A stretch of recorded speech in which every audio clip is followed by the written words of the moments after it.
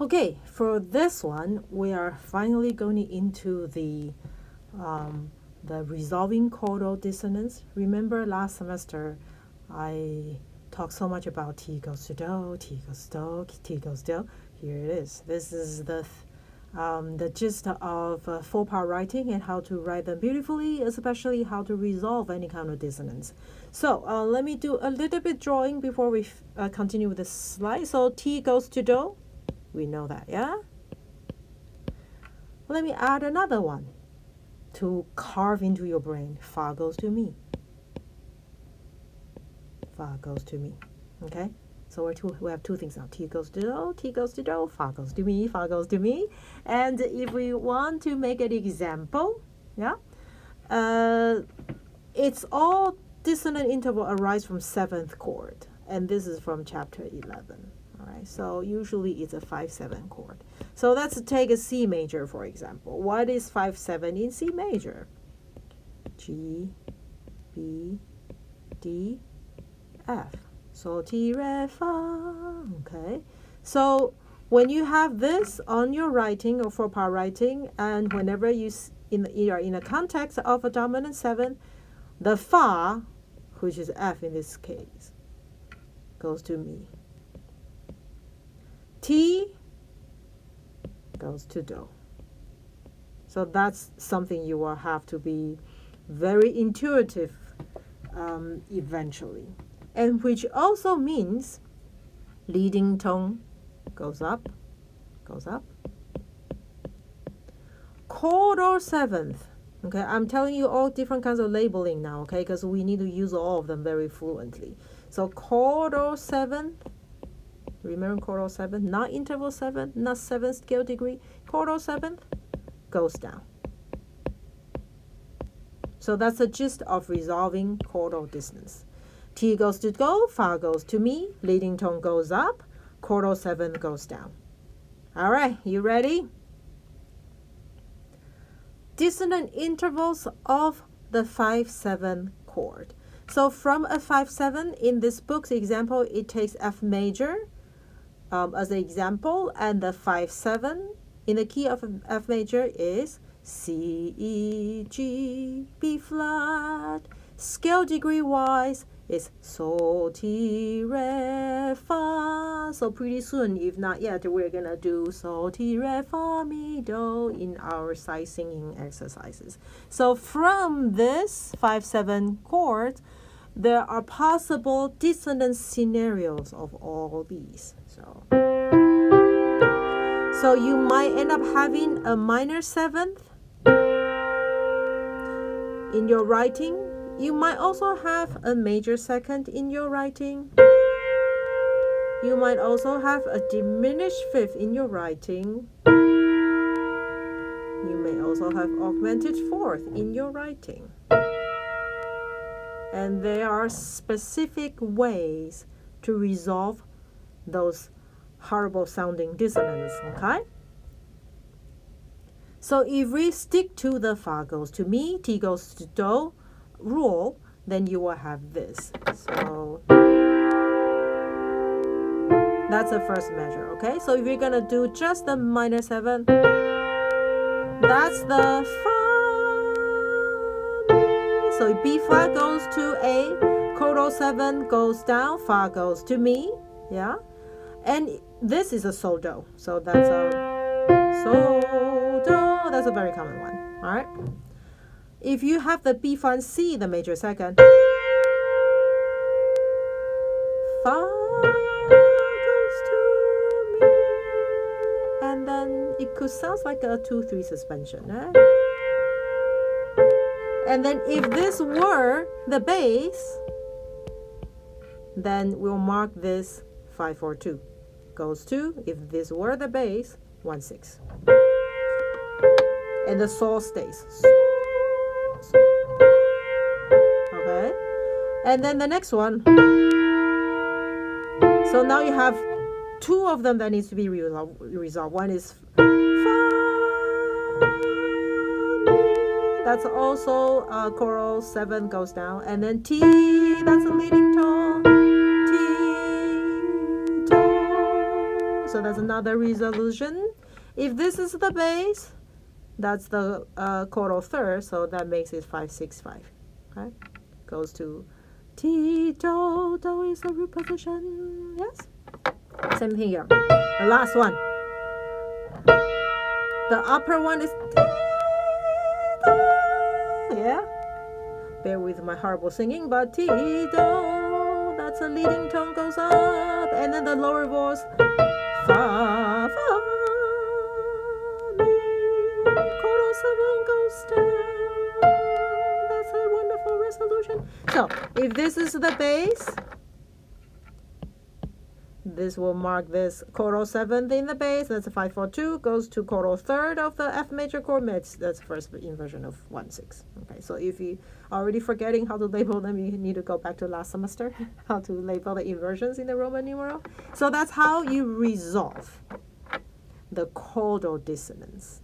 And as you can see, it's usually in the context of dominant 7th. All right, so here are the terminology. So key concept, in the dominant 7th harmony, the chordal 7th, which is a fa, and the leading tone, which is a T, and that's usually chordal third, they are called tendency tones. So remember, these are musical terms. Always resolve the chordal 7th down. Fa goes to mi, and the leading tone up. T goes to do. So that's chordal dissonance. So scale degree chosen for the melody and bass line often imply, so we are into the 4-part writing now, okay? Because in the chapter 9 and 10, we're still in the 2-part writing where you only need to worry about the upper part and the lower part. And I'm leading you into writing 4 parts now, and that's pretty cool, okay? Imply particular harmonies. So the ones that we had before here, even though they are only 2 parts, they are implying 5-7 to 1. Okay, so if you have sol, ti, re, fa, that implies a 5 or 5-7 harmony, and do and mi implies a 1. Now let's play this example for you and listen for those resolution. And then there's a chordal dissonance, resolve.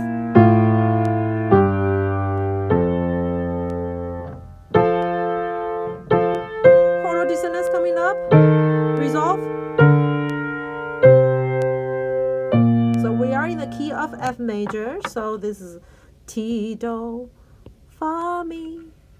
That one is da, da, that's the da, da, da, la, la. So that's actually a T, do, fa, mi. I don't know why the book makes a more complicated example, but this is the chordal dissonance resolved to a B flat major chord. Okay, this is augmented 4 that resolved to B flat major chord, which is a 4 in F major. So if you are like 1 year ahead of this, this will be a 5-7 or 4, just for your information, but you get the gist of it. Okay, so that's the dissonance resolution. And the point is, when you do this, even though there are only 2 lines, you can already take a pretty good guess of what chord or what Roman numeral does it imply. So this is the one possible realization of the chord. So 5. And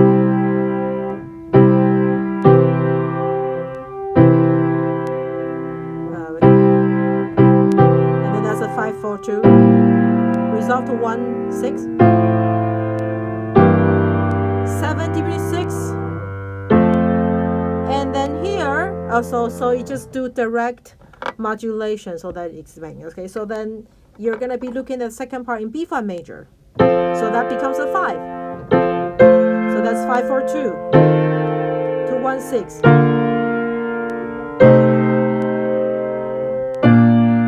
So that's a possible realization here. So what's happening here is next year's material, how do you modulate from F major to B flat major? And with this, you can say this is direct modulation, or you can say there's a common chord happening in between somewhere here that leads this back to B flat. But that's not a concern about chapter. Our concern of chapter is how do you resolve things like this. All right? So We talk about this, yeah. That's what just happened in our previous example. Same thing here in a B flat major.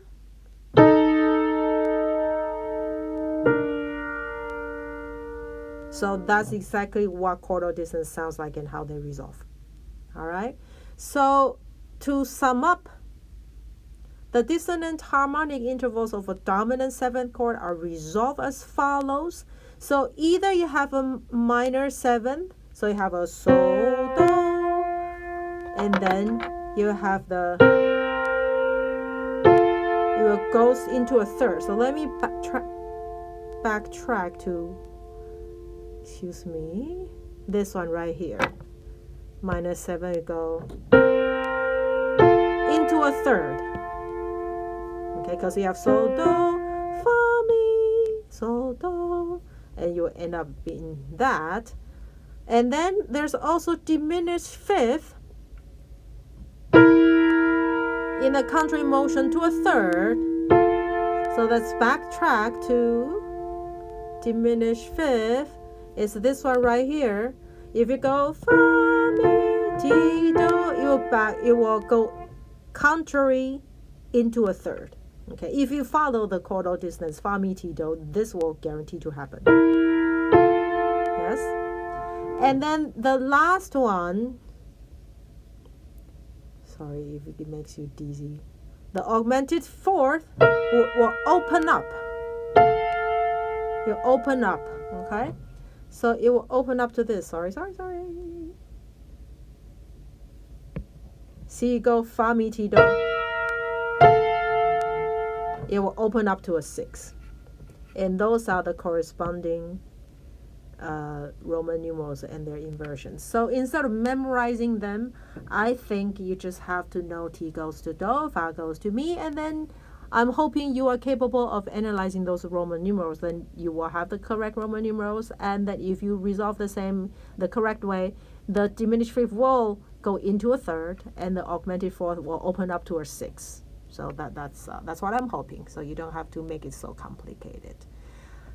All right. That's the end of this exercise, the chordal dissonance. Now all you have to do is go to your No Flight workbook online, and then this is your exercise. Of course, there are a whole page of it, of course, but I just want to help you get started. So, for example, this one right here, and then the exercise asks you to label the interval, and then scale degree, and then make a necessary Roman numeral analysis. So I will work on this one with you on the video, and you are supposed to finish the whole page as your assignment. Shouldn't be too bad, okay? So we're in the key of C. So let's do one step at a time. So this is Fa. So where does it go? Fa goes to Mi. So I'm going to go ahead and do that one here. Easy, right?